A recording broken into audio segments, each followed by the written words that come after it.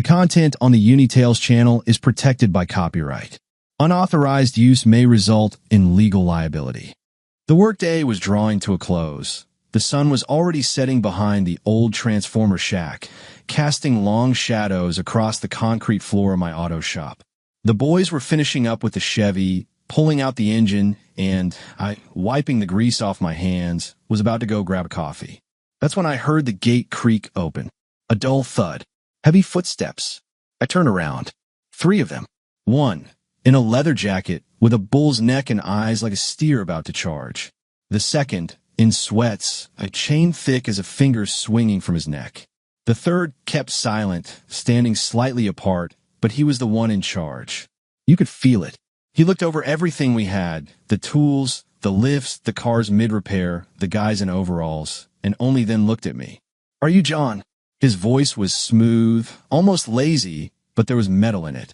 "Depends who's asking," I said, not stepping forward, not back. Just standing. He smirked. "We've heard this is a good spot. Busy, profitable, but no protection, am I right?" I said nothing, just wiped my hands on a rag and kept my eyes on him. "That's a mistake," he continued, taking a couple of steps toward me like we were old pals. "No protection in this neighborhood, John, means no business. Too many hungry mouths. Too many eyes watching. So, you pay, and you keep working in peace. You don't, and problems start showing up." I heard the boys fall silent. One of them put a tool on the bench a little louder than usual. I didn't move. "There's not going to be any protection," I said calmly. "This is my shop. We stand on our own, and we'll stay that way." His face shifted just slightly, but enough. "You really think you're somebody here, John?" Now he was talking louder for the audience. "You're nothing. Just a grease-covered guy turning bolts until we say otherwise. Without us, you're nobody. Your shop? Dust. Your boys? Trash. And if you want even one damn window intact by morning, you'll pay." I felt my fists tighten. "Easy, John. Not yet. If any of my guys gets touched or a single bolt goes missing, I'll find you," I said quietly. "And I won't need protection to shut you down."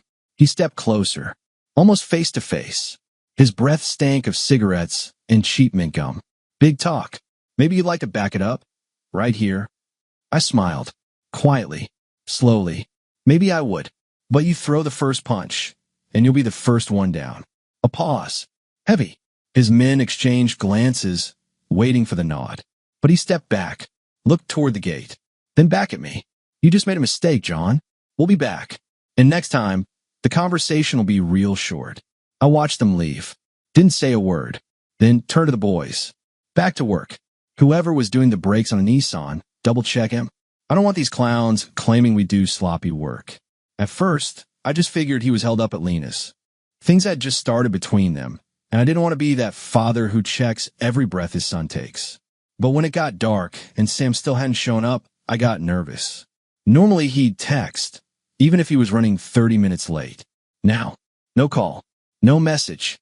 I called Lena. No answer. Then Kevin, his buddy who was supposed to go with him for parts. "Hey Kev, is Sam with you?" "No, Uncleyon. I haven't seen him since lunch. Thought he went to your shop. He never showed." "Damn, that's weird." 5 minutes later, I was calling everyone. No one had seen him. Not at the hospital. Not with friends. Nowhere. I checked the shop security camera. Dead feed. Last frame. Sam walking up to the door, opening it. Then, black screen. I was already grabbing my coat, ready to drive to the station, when the phone rang. Unknown number. "This John." The voice was firm. "Yeah. Who is this?" "Police. Your shop burned down. We suspect arson. You need to come down." I dropped the phone. My knees nearly gave out. My shop. Everything I built from nothing. And my son was there. 30 minutes later, I stood in the smoke and ash, metal blackened and twisted. Firefighters were still killing off embers. The soot clung to my skin like guilt. "No bodies found," one officer told me. "But we found traces of gasoline. It was deliberate." I stared at the charred remains of the lift. The melted tools. My throat clenched. I drove home in silence. Then, a message. A photo. Blurry. Taken in a dim room. Sam. His face swollen with bruises, lips split open. Hands tied behind his back. Blood on his shirt. My head spun. Another photo. Eyes open. Looking right into the camera. He was alive, but someone was enjoying it. Then, the call. Blocked number. I answered. The voice, smooth, filthy, stretched like cold chewing gum. Whoa, Mr. Fix-It. Didn't get the message the first time, did you? Where's my son? I growled. He's alive. For now. But see, you're being difficult, John. And we don't like difficult. They crack slower, but louder, especially when it's their kids on the line. I gripped the phone till my knuckles went white. If you lay a finger on my son, oh, John, you're too late. We've already done more than that. Pause, but you've got a chance. 1. Speak, I hissed. You come. Alone. Tomorrow. No cops. No toys. No tool-carrying friends. We'll send the address. If you behave, you get your boy back. Pause, well, maybe not fully intact, but alive. You like him alive, don't you, John? Give me the address. Now. You're not ready. Still too hot-headed. Cool down. We'll call in the morning. And John. What? You're not the boss anymore. You're just a father now, which makes you vulnerable. Click. I was left alone in the dark room. Phone screen glowing. Photo of Sam still burning my soul hotter than any fire ever could. When I walked into the house, my hands were still trembling. Not from fear, from rage. The photo of my son still burned on the phone screen. His battered face was etched into my vision, as if he were sitting right in front of me, staring at me with those blue eyes of his, eyes that they had tried to beat the hope out of. John. I heard my wife's voice. She stood in the kitchen doorway, face pale, eyes swollen. Where were you? I spat. I was at Caitlin's. I was worried. John, I know everything. It's because of those people, isn't it? I slowly lifted my gaze. Because of them? No. This is because of us, Susan. Because we were naive enough to think you could live by rules around filth. That if you stayed quiet, they'd leave you alone. We were wrong. We blinked while Sam was down in a basement, tied up, beaten like an animal. She covered her face with her hands. Maybe we should just pay? John, they said it's only once. Just pay, and it'll all be over. You really believe that? I stepped closer. My voice came out rough, like rusted metal. You think those bastards care about money? No, Susan. They want power. They've smelled blood now. If I give them even a cent, they'll come back. In a month. Maybe in a week. Or maybe they'll say, work for us. Fix our cars. Hide our product. Do as you're told. And if I refuse, they'll take Sam again. Or you. Or our grandkids, someday. Got it? She stayed silent. Didn't cry. Just stood there like a statue, shoulders drooping. Her shadow trembled under the kitchen lamp, but she didn't. I said nothing more. Walked to the garage. Pulled down the old sheet of plywood from the wall, behind which I'd hidden the safe years ago. The code still lived in my fingers. Opened it. A pistol. Mine. Legal. An old friend. I checked the rounds. All there. The holster slid under my jacket like it had never left. I stepped into the hallway, grabbed the keys to the Ford, my black baseball cap, and paused at the door. John, she whispered, I can't promise I'll come back the same man, but I will bring Sam back, no matter what it takes. My phone buzzed in my pocket. A message. An address. 1805 Harris Highway. Abandoned factory. They picked a place where no one would hear screaming. Perfect. I drove. No music. No interior lights. The gun lay beside me on the passenger seat, like a second hand. While I pulled up to the old factory at midnight, night fog hovered over the ground, like the night itself knew what was about to happen here. The building looked like even rats had given up on it. Broken windows, the wind howling through beams, and that cold you don't feel with your skin, but somewhere between your shoulder blades. The kind of cold you get when you know this isn't just a meeting. I stepped out of the car. Slowly. Let them see me. Let them think I came empty-handed. But the pistol, warm from my body, rested under my coat like a promise. A promise of justice. Two men stood at the entrance. One smoking, the other gripping a crowbar. I recognized them. Lapdogs of the boss who had called. You're right on time, old man, said the one with the crowbar. Punctuality is respect. Where's my son? I snapped. No games. All a good time. First we talk. They let me inside. Damp concrete walls, a single dim bulb hanging from a wire, and 4 men standing in a half circle. One sat on a broken crate, flicking a lighter. "John, John," said the one clearly in charge. Short but with eyes like ice. "You're not a dumb guy. Good hands. Backbone. We could use men like you. Think about it. Instead of laying your family's heads on the altar of pride, you could work for us. Money. Respect. All under control. Just follow the rules. Where's my son?" I repeated. He smirked and stood up. Took a couple of steps forward like he was trying to look through me. "You're still not cooperating. That's disappointing. See, John, sometimes lessons need to be repeated until they stick." He nodded to someone behind me. "Teach him." And everything changed. I spun around. 2 rushed me. One with a crowbar I dodged. The other, fist flying, missed just as I slammed the butt of my pistol into his jaw. A sharp crack, and he dropped. The crowbar came again. I ducked, lunged forward, fired twice. Bodies hit the ground with a dull thud. Someone shouted, "He's got a gun." Panic erupted. I dove behind a concrete pillar, rolled, fired again, hit. One dropped, clutching his shoulder. I didn't think, just moved. Instinct took over. The kind you earn after years of knowing what it means to die second. One came at me with a knife. I blocked his arm, slammed my elbow into his temple, grabbed his jacket, drove my forehead into his nose. He collapsed. Out cold. One left. Big. But arms like a damn bear. He charged. I went down with him. My fists hammered into his ribs. He howled like a hog, but he managed to get his hand around my throat. I choked. Vision blurred. Kneed him in the groin. His grip faltered, and I finished him with a punch straight to the bridge of the nose. I got up, barely breathing. My whole body hummed. Blood roared in my ears, but I was still standing. Then, a sharp crack. Something slammed into the back of my head. The world tilted. My knees buckled. The pistol slipped from my fingers. Darkness. A blurred silhouette. The boss's voice, echoing like it came from a basement. "There we go. Stubborn son of a bitch. All right, John. Lesson number 2 begins." Then the blow landed, and everything went black. I came to slowly, like crawling up from under ice. My eyes struggled to adjust to the harsh light, sharp, artificial like an old basement's. My skull throbbed. My shoulders screamed. I tried to move and realized I was tied. Tight. Hand behind the back, zip-tied. Legs strapped to a metal chair. My spine upright, my body under control. Only not mine. The smell. Metal. Sweat. Old concrete. And something else. Burned flesh. "Awake, hero." A raspy, mocking voice came from the left. "We thought we need to resurrect you." 3 of them stood in front of me. One with a snake tattoo on his neck. The second, covered in oil, holding a knife. The third, chewing gum, never breaking eye contact. Somewhere in the shadows sat a fourth.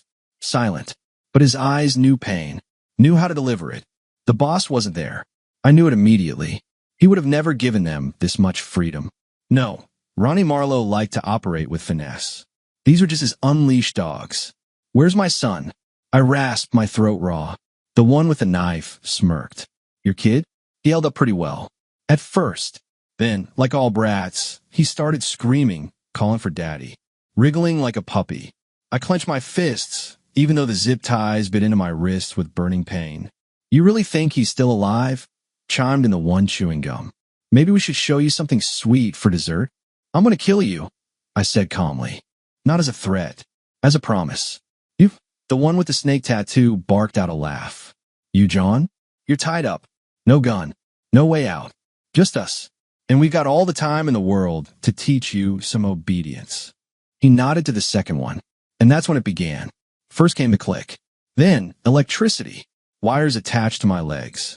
The jolt hit like a sledgehammer. Muscles locked up. I bit my lip to keep from screaming. "Level 1, one of them said. It gets more fun from here. Tough daddy, but he's shaking like a schoolboy," another one jeered. Then they hit me again. Longer this time. Darkness swam at the edges of my vision. But I didn't scream. I growled. "He's not screaming." The one with the knife grumbled. "Not his first time, I guess." "Yeah, he's a vet, I heard. Fought somewhere in the desert. Probably used to burning." "Let's see," said the third one, flipping on a gas torch. The flame hissed, hotter than hell, and headed straight for my leg. I didn't flinch. I stared him in the eyes. I began, but my skin had already begun to blacken, and I choked on the pain. I screamed. Yes. Not because I was weak, but because this wasn't pain. This was animal pain. Ruthless. Ceaseless. Meat burned. Smoke rose. The stench of seared flesh stabbed up my nostrils like needles. They shocked me. They burned me. And still I stare them down. You think you've beaten me? I hissed. I've been a prisoner before. Sector 4. 7 days. 7 nights. You boys are toddlers compared to that. They fell silent. For the first time, I escaped. Tied hands. Slit 3 throats. One of them died, looking me in the eyes. Just like you will, snake. I won't come for you. You'll come to me. One by one. One of them lunged and punched me in the face. Blood sprayed onto the concrete. I laughed through the pain. He's fucking crazy, muttered the one with the torch. No yoke. Maybe he's one of those freaks who come back to finish the job. Slaughter everybody. We should tell Ronnie. This guy doesn't break. He's like death, I said through bloodied lips. Only death comes later. Barely breathing, I tried to lean back in the chair, but my entire body pulsed with pain, like every cell was screaming its own tune. Sweat streamed into my eyes. Blood dripped to the floor. They stepped away, whispering among themselves. Snippets floated through the haze. Tell Ronnie. Too tough. Let's throw in something special. Then the one with the snake tattoo turned back toward me. He smiled, the kind of smile that made concrete walls go damp. Hey, old man, since you're such a tough nut, we figured maybe you need a little extra motivation. Wanna enjoy a little something before the end? He pulled out a phone, unlocked it, stepped closer, press play. On the screen, Susan. My wife. No doubt. Naked. On her knees. She was laughing, kissing the bastard, clinging to him like he was the love of her life. I froze. My muscles went rigid. Something cracked inside my chest. Not bones. Deeper. Now that, brother, is what I call coincidence, he grinned. So, I walk into a bar 6 months ago, right? And there she is, some sexy little kitten, giving me eyes, biting her lip, slurping cocktails. So I pick her up. Once. Then again. And then, boom. Turns out she's your woman. The one from that cute little auto shop our boss wants to bend over. He laughed. The others joined in, hyenas.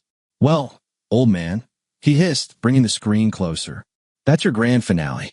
I've lost count how many times I fucked her, honestly. Sometimes she called me a name. Mid-ride, he spat on the floor next to me. And I thought, why not make a little movie? And guess what? Perfect timing. Life got a twisted sense of humor, huh? I didn't move. Just stared. Something inside me snapped. Or maybe clicked into place. All the torture. All the burns. Everything from the past. Nothing. But this dug into me like a blade. And still didn't kill me. I raised my eyes to his. Slowly. Silently. He stopped talking. You made a mistake, I said so quietly they leaned in just to catch it. What? He blinked. You mistook me for a regular man. You thought I'd break. That I'd forget who I am. That you could take my life and piss in my soul. But you were wrong, motherfucker. Oh yeah. He smirked, stepping back. And what are you going to do now, John? I looked him dead in the eyes. I'll get out. I'll find you. And you won't die quickly. I'll cut off everything you fucked her with. And make you watch. Then I'll make you swallow your own. He didn't let me finish. Punch me across the jaw. I gagged on blood. Didn't even feel it. Only one thing lived inside me now. Pure, ice-cold rage. I stayed silent. Not because I had nothing left to say, but because I wanted to hear, to remember. As they laughed, as they bragged about who hit my son first, who held the torch last, and who fucked Susan best. Especially him. Snake Neck. He was still standing there. Still savoring his filth like a connoisseur sips wine. John, I'm serious, he said, lighting a cigarette. You should have seen her. Whispering. Scratching. Wild little bitch. Haven't had one that crazy in years. Kind of miracle you kept her this long. Though maybe you're the same in bed as in your garage. Just twist and bolts till something breaks. He laughed and spit near my feet. I slowly raised my eyes to him, like a predator emerging from the dark. Hey, what are you staring at? He asked, tension creeping into his voice. Want me to show you another video? I gave a blood-soaked grin, just memorizing your face. So I don't mix you up when I start cutting. He froze. I continued, people like you always scream when they die. Always beg. And I'll be right there, looking you in the eye, while you choke on your own balls. You son of a... He lunged at me, arms swinging. But I jerked forward fast and sharp and drove my forehead straight into the bridge of his nose. A crunch. He stumbled back, whimpering, clutching his face as blood gushed. Exactly what I'd waited for. He got too close. Fool! I twisted my arm, straining it hard. The pain was hellish, but I managed to rip free from the plastic tie. I'd spent all morning grinding it against the metal edge of the chair. Skin was stripped raw, bone nearly exposed, but my hand was free. I lunged, snatched the blowtorch from the floor, and let its flame burst straight into a guard's face. He howled like a wounded boar, his eyes lit up, and he dropped, clutching at his burning skin. Another one charged with a knife. I dodged and slammed the torch into his neck. The stench of scorched flesh filled the room. A third moved faster, hit me hard in the ribs. I dropped, gasping, but saw a steel hook on the floor. I grabbed it and drove it into his gut with such a primal roar that I startled even myself. Only one left. That bastard. He tried to run, slipped in his friend's blood. I caught him by the collar and slammed his head against the wall with full force. He begged, mumbled something about sorry, just a woman, didn't know she was yours. I didn't listen. On the workbench, a machete. Heavy, clean, with a rusted gleam. I picked it up. He was still crawling like a slug, smearing blood across the concrete. John, no. Please, it was just a woman. I didn't know. I swear it was a bar. It was random. I stepped closer. He was nearly in tears. It's not about a woman, I said. It's about honor. I raised the machete. First strike, his leg. He screamed. Second, his shoulder. He went quiet. Third, the groin. He let out a scream, unlike anything I've heard. I severed everything that made him a man. He whimpered, choked. I leaned down, took what was left of his pride, and shoved it in his mouth. He writhed, gagged, tried to spit it out, too late. Swallow. It's all that's left of you. I stood, breath ragged, covered in blood. None of mine. Then turned and kept walking. Somewhere in this hell, Sam was waiting, and hell was just getting started. I walked out of that room like I just crawled up from the abyss. The machete in my hand was no longer a weapon. It was part of me. The blade sticky with blood, my body no longer human. Just pulse, instinct, and purpose. Sam was somewhere nearby. Everything else, targets. The first guard I met in the hallway froze. His hand twitched toward his holster. Don't, I said, smiling. You'll piss yourself before you even draw. He didn't listen. Bad move.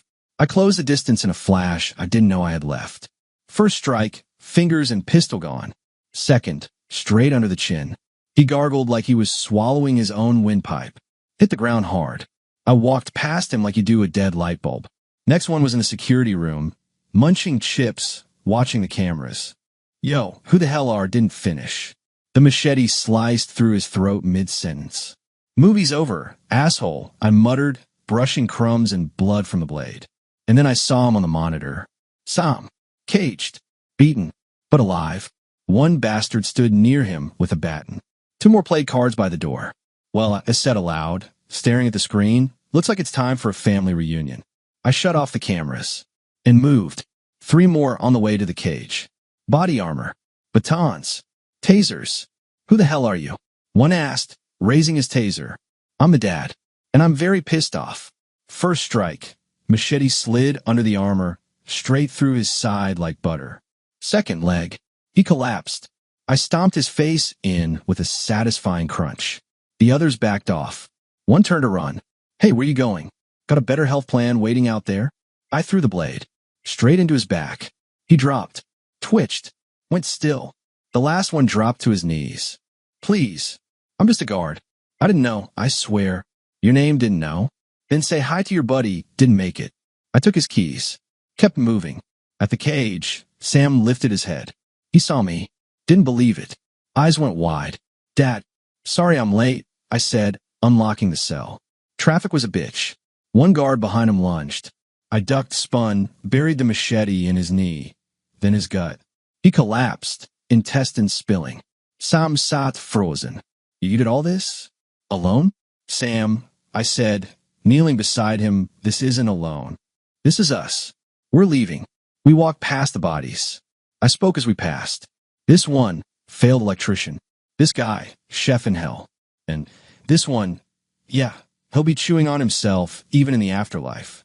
Sam gave a bloody chuckle. Dad, you're scary now. Scary? I laughed. Kid, I haven't even started telling jokes yet. I held Sam under the arm. He limped, leaning on me, but his eyes were alive. He was still breathing, still fighting. Almost there, son. Hold on. We're getting out. Dad, I can't believe you alone, he whispered. His lip was torn, ribs probably cracked. You believe. You just haven't realized it yet. Let's go. That's the door. We stumbled into the night through a side exit. Fog. Darkness. Empty lot. In the distance, my old Tundra.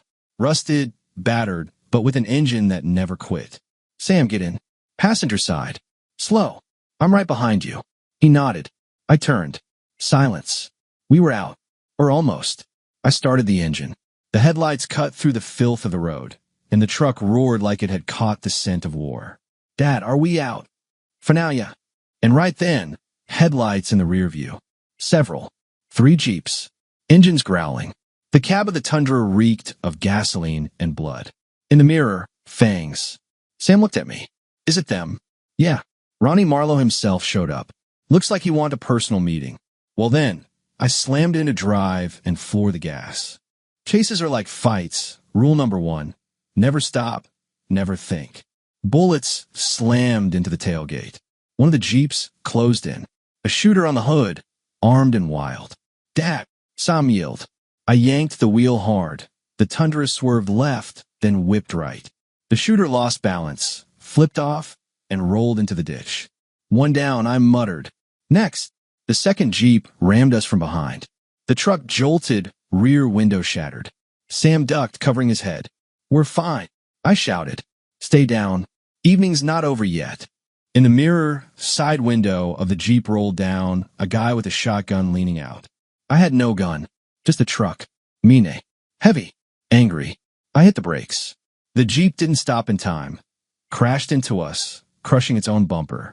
I twisted the wheel and rammed it from the side. The Jeep spun out and slammed into a concrete barrier. Boom, flames. 2 flew through the windshield. Done. 2 down, I grunted. Do we get a medal for endurance? 1 left.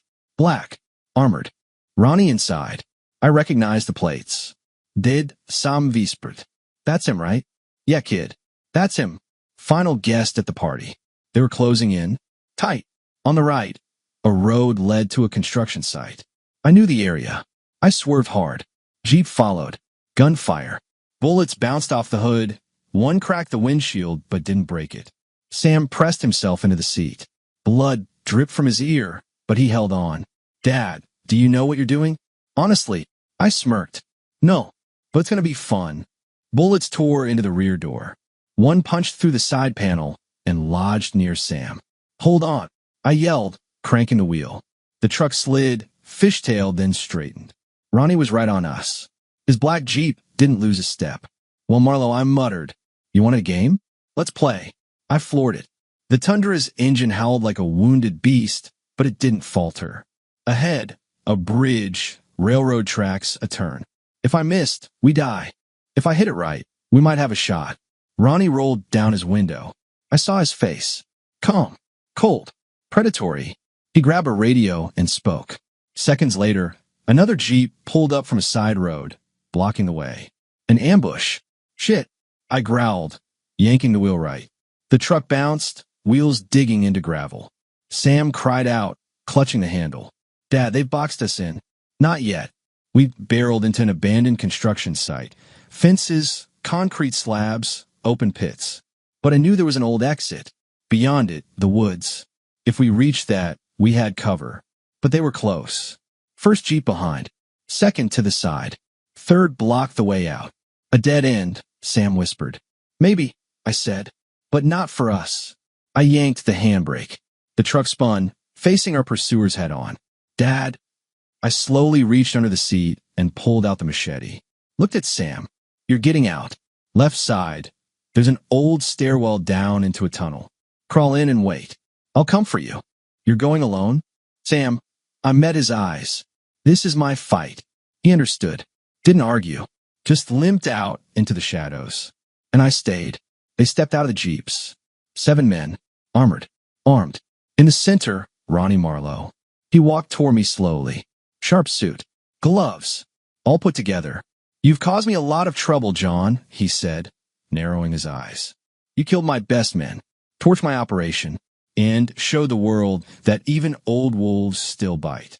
And you prove rats can talk, I shot back. Where were you when your dogs tortured me? When you might fuck my wife? Now I'm here, he smiled. In person. Because you, John, you're not just a problem. You're a symbol. And I need to break you. Publicly. He nodded.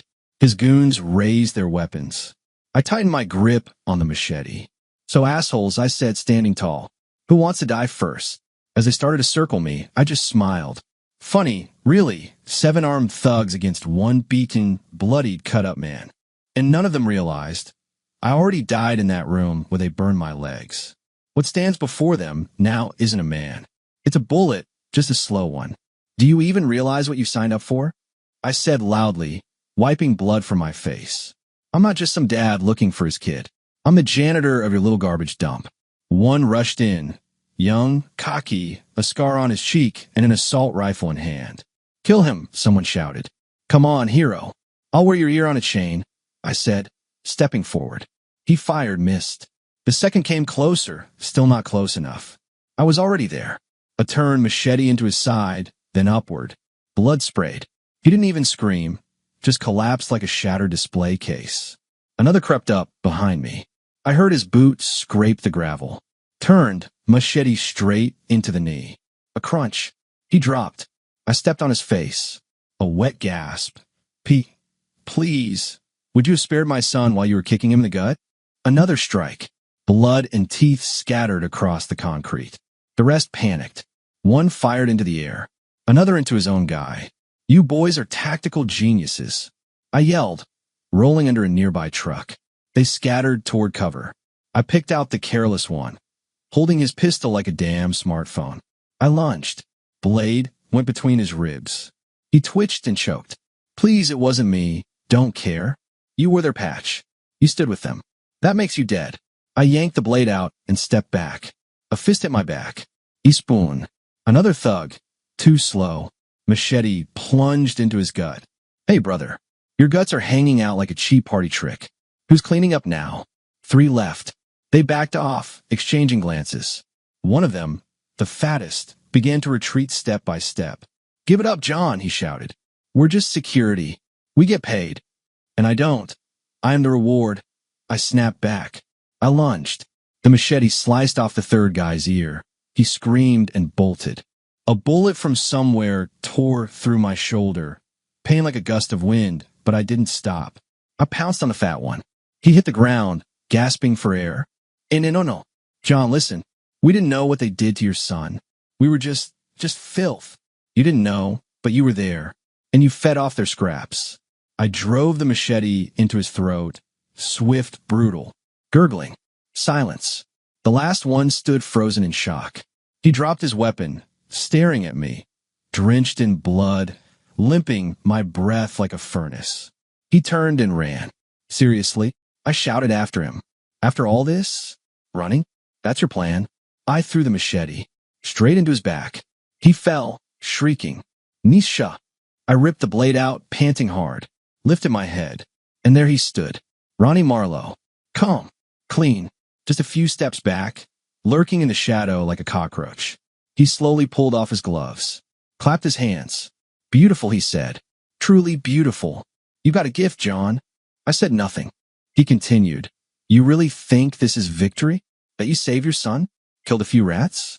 Your family's rotting. Your wife sleeps around. Your business was taken. The cops are in my pocket.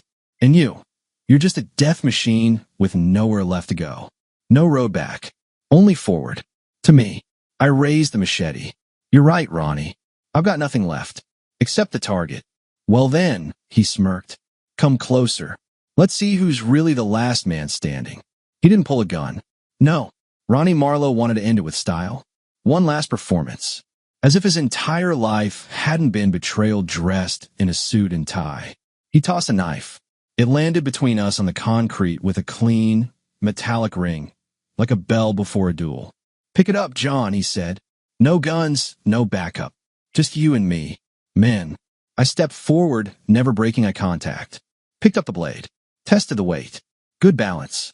Short but sharp. It would do. "You think this is my first fight?" he said with a smile. "Before I became who I am, I was infantry. What about you, John? They say you served out east." "I've been to hell," I said, gripping the handle. "You just peered in through the gift shop window." He struck first. Fast.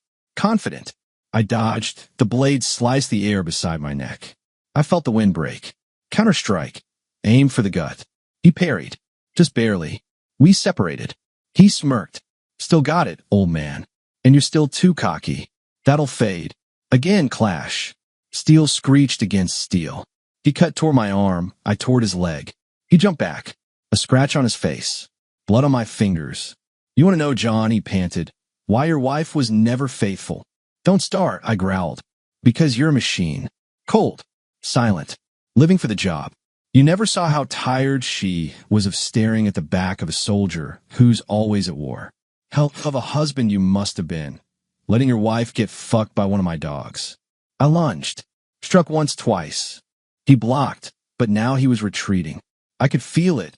His breath shortened, knees weakening. Just a matter of time. A sudden jab. He slashed my shoulder. I hit his arm. Blood on both of us. But I kept pressing forward. "I know she'd beg for your death to be quick," he whispered, stumbling. I said no. "Because you're a stubborn bastard. A dumb one. You ruined everything I built. And you touched what you had no right to." I snapped back. I deflected his last strike, disarmed him. The knife clattered across the floor. "That's it, Ronnie." He staggered back, breathing ragged. Real fear now, with no mask. "John, wait, we can make a deal." I stabbed his shoulder, deep, not fatal. He screamed, dropped to his knees. "For my son," I said, driving the second blow into his thigh. He choked on pain. "For my wife." A third stab, into his side. He collapsed. "And for everything you did to me." I grabbed him by the hair. His face looked like it had been wrung dry. He shook like a man on the edge. "Listen closely," I said. "You wanted to be a big man, a god in your little kingdom. Now you'll be a legend, not as a king, but as an example." I pulled a medical stapler from my pocket, one I'd taken from the warehouse while looking for Sam. Peeled off his glove, bent his fingers back. No, please. "What are you doing?" "I'm turning your rot into art." One by one, I stapled his fingers to the floor. Metal through flesh. He shrieked, every time, like a pig in a slaughterhouse. Then I grabbed a coil of barbed wire from the truck, wrapped it around his neck, his chest, like a gift bow. He moaned, tried to move, only tore deeper into his own flesh. "You wanted to feel like a god?" I whispered into his ear. "Now feel what it's like to be a monument to pain." And I left him there, a sculpture of vengeance. Alive, bloody, alone. I stood over him, my breath ragged, my heartbeat in my skull, hands soaked in blood. His, theirs, a lot of his. Ronnie was wheezing like an old engine whose pistons had blown apart. His fingers were stapled to the concrete, his body wrapped in barbed wire, and every twitch tore through his flesh anew. Through moans, he was trying to speak. "Johnny, you're a monster." I leaned in closer. His face was a mess of cuts, his lips cracked, but his eyes, they were alive. For the first time, he was truly afraid. He knew now. There would be no deal, no connections, no one coming to save him. "No, Ronnie," I said calmly. "I'm not a monster. I'm a consequence." I walked around him slowly, like a sculptor preparing for the final touch. Then I saw an old welding cart on the floor, a gas torch, and an acetylene tank, left over from some forgotten repair work. It would do just fine for something a little more expressive. "You see, Ronnie," I went on as I turned on the gas, "you thought pain was just leverage. But there's a level above that. When pain becomes the purest language of truth. You're about to understand what that means." He jerked violently, barbed wire biting deeper into his chest. He screamed, "John, stop. You don't have to do this. You already won. Just finish it. Kill me. Fust." "Fust?" I smiled. "That's far too generous for you, asshole." The torch ignited with a hiss. The flame burned blue, steady, hot as hell itself. I knelt beside him. You didn't just torment my son. You didn't just poison my city. You believed you were above it all, that you were untouchable, that you could stain whatever you wanted and nothing would ever happen to you. He thrashed. The flame brushed the edge of his jacket. It caught fire. He shrieked. This isn't the end. He howled. I've got people. You won't make it out. They'll find you. I leaned close and whispered in his ear. Ronnie, I don't plan to make it out. I slid the torch between his legs, right where his last pride began. He howled. I pressed the trigger. The flame moved across his body. First flesh, then skin, then him. He screamed, choked, drowned in his own voice. And I sat there, watching, silent. When his body stopped twitching, only smoke and hissing remained. I turned off the gas. You want to be a legend, I said, wiping my hands on his jacket. Well, now you're history. I turned away, left behind ash and burned flesh, twisted in a posture of crucifixion. And I walked back to Sam. My son was waiting in the dark. When I emerged, he said nothing, just watched, understood. He didn't ask a single question. We drove off. No words, no regret, just the road and us. I pulled up to the house in the same tundra that now reeked of smoke and death. Passenger seat, empty. Sam was with safe people. I promised him just for a bit. He knew where I was going, and said nothing. The porch light was on, too cozy, too calm, as if everything that had once been my life hadn't been burned to the ground. I stepped out without slamming the door. Silence. Only the crickets, as if they hadn't yet gotten the news that I was back. I approached the door. Didn't ring. Used the old key, the same one she never bothered to change. Foolish. In the kitchen, wine, 2 glasses. Candles. Seriously? Candles? John. Her voice from somewhere deep in the house. You're alive. Don't get too excited, Susie, I said, walking into the living room. This isn't resurrection. This is inventory. She appeared on the stairs in a robe. Hair down, lips painted, as if she hadn't betrayed everything we had. As if she were still just a wife waiting with dinner. John, I didn't know. I thought you were dead, and you were mourning, huh? I nodded toward the candles. For me? Or for him? What was his name again? Oh, right, you never asked when you were climbing on top. Her face went pale. Her lips trembled. John, it was complicated. I was alone. You were always locked in your head. In your work, I was where they burned my legs. Susan, I cut her off. Where my son sat in a cage, beaten to a pulp, while you bounced on some tattooed clown like he was a trampoline. I didn't want it to be like this. He wasn't who I thought he was. Really? I stepped closer. And you turned out to be exactly what you are. At last, that's clear. I placed a bag on the table. Heavy. Wet. She looked at it. What's that? Your ring. I tossed it beside the glass. And a little something for your boyfriend. His better half. Very intimate. John, you're insane. Not anymore. I was. Back when I loved you. I stepped closer. She backed away. What do you want? To kill me? No, Susan. You don't deserve death. That's too merciful. I pulled out a can of industrial glue. Unscrewed the lid. She froze. What were you doing? You said you wanted real emotions to stick to you? I smirked. Time to become a true work of loyalty. I poured the glue all over the armchair where she used to watch her soaps, then shoved her down into it. Hard. Tight. She screamed. What are you doing? Fixing what couldn't stand the test of time, I said, pulling a remote from my pocket and pointing it at the TV. Your favorite melodrama. 7 seasons. No skipping. No food. No water. Just you. And your happy ending. John, I can't. Let me go. Please. You're right where you belong, Susan. Watch closely. Learn loyalty. I turned the volume down and walked out without looking back, leaving her there, glued to the consequences. A month had passed.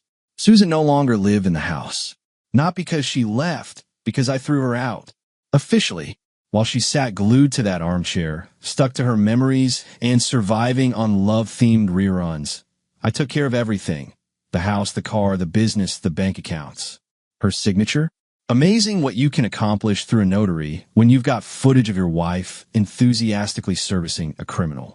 The next day, when she tried to come back to the estate, her cards didn't work, the key didn't fit, and the security guard I'd posted at the gate simply said, access denied.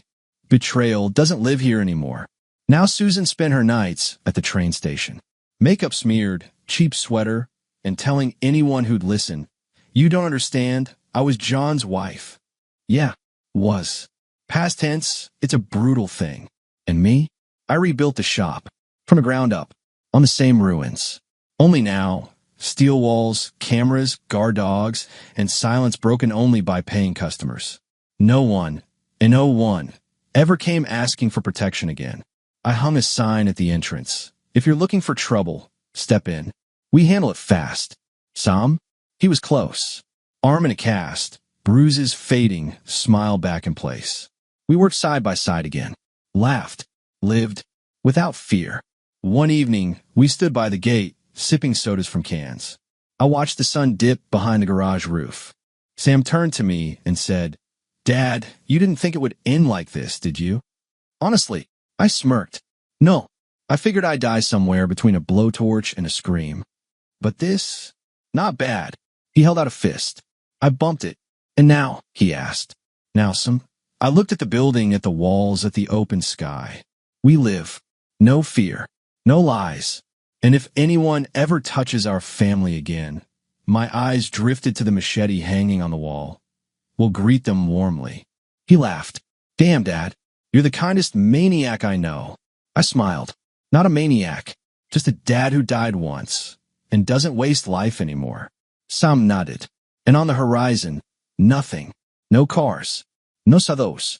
Just us and a peace earned in blood.